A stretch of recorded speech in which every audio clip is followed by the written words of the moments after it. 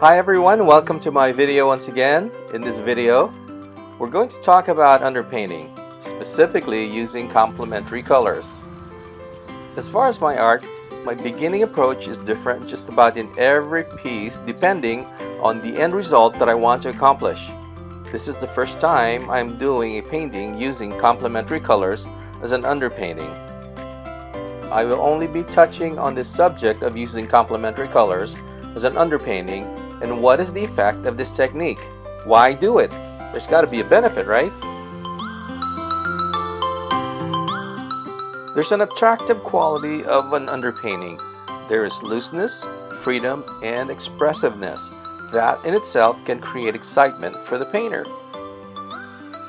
Complementary colors will be underneath the final layer. So, for example, if the part of the final layer of the painting is purple, I would lay down yellow as an underpainting.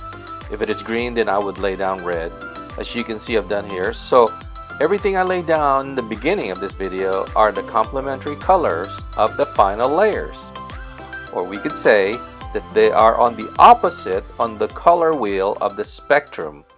So yes, you would have to have your painting planned out and that you would know ahead of time what your final desired result will be. Most of this video will be sped up so that you don't get bored with watching me lay down paint, because the object is to actually see the benefit of an underpainting, and the final result should be the more interesting part. Now, there are several approaches to an underpainting, as I have seen many great artists do. Some use it to determine their composition, some use it to determine their values, and in this case, with the complementary colors, I was inspired by one of Thomas Kincaid's video where he laid down a light pinkish color of some sort, and because he wanted the final colors to vibrate. So I'm kind of like taking off from that. I guess the theory is that complementary colors will have a sort of a glow or vibration. Here I've started to paint the purple on top of the yellow. So there it is, the two opposites. Purple on top of the yellow. So this is again oil paint on top of yellow acrylic. And yellow is dry, of course, at this point, and I'm laying down my purplish sky, and I'll have a close-up of this painting at the end, and you could see for yourself what kind of effect and if it made a difference, if it really, what's the big deal, and you decide.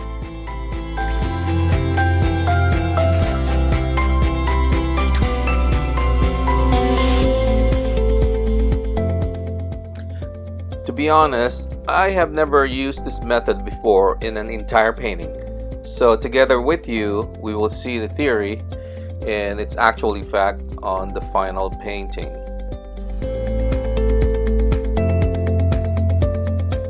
And to further explain, the intention is, since oil paint has a transparent quality, when complementary colors are painted on top of each other, the transparent quality of oil allows the eyes to sort of see through the color and see the two colors simultaneously. This will cause a sort of a vibration. Now, this is not a new theory, and it's quite possible that you've heard this several times before, but just in case. If you remember, on this part of the painting, the underpainting was red, so green oil on top of red.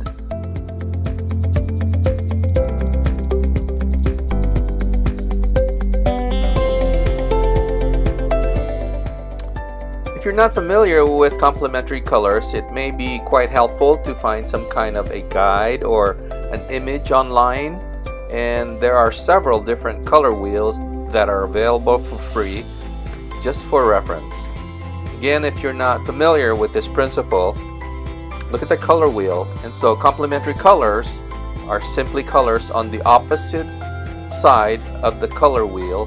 For example, blue and orange, purple and yellow, red and green. So those are a couple examples of complementary colors.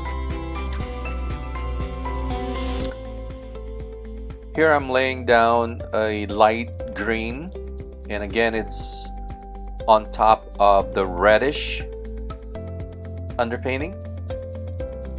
And I think you will see how it is the red underpainting has affected the green on top of it.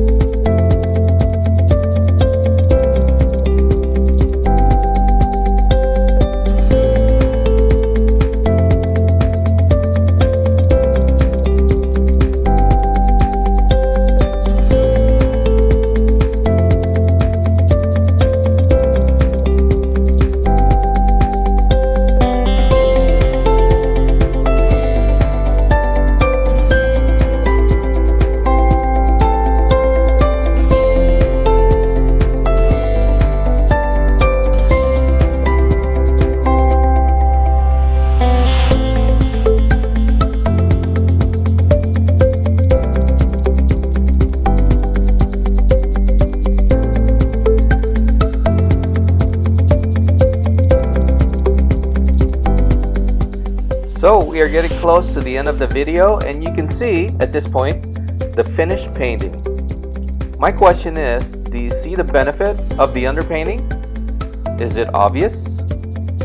I started with these crazy bright colors, and then I painted the final colors on top of it that are on the opposite of the color wheel. And this is the result. I hope you have enjoyed this video. Thank you for watching, and remember who created all things beautiful.